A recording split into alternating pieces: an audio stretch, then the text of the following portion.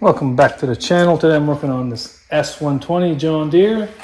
The problem with this one is the gas gauge not working in the LCD right here. The quickest way to check if this is faulty is right now the gas tank is full, so I'm just going to wiggle it and pinch it and back and forth and see if the LCD pops up here. Oh, there you go, right there. See it? Right there.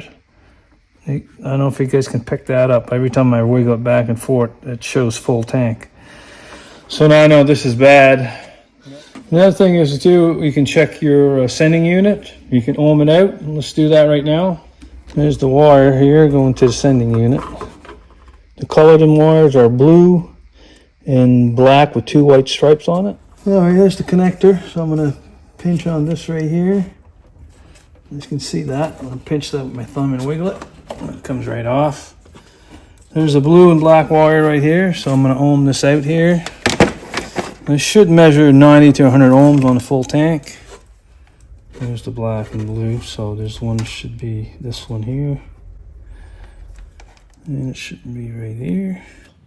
And I got roughly 86 ohms, so that sending unit is runs on a 90 ohm circuit from 0 to 90. So there's a full tank in there, so 86 ohms tells me it's working good. So the problem is with this LCD, so we're going to change that. There's two sets of clips here, one here, one here, one in the back. So I'm just going to squish those two here, try to pop it out. There you go.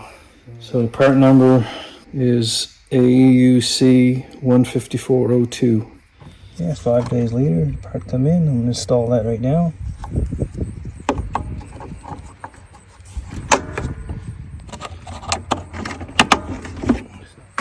Put the key on, full tank, working like a charm. Okay, if you like this video, press thumbs up below, subscribe to my channel.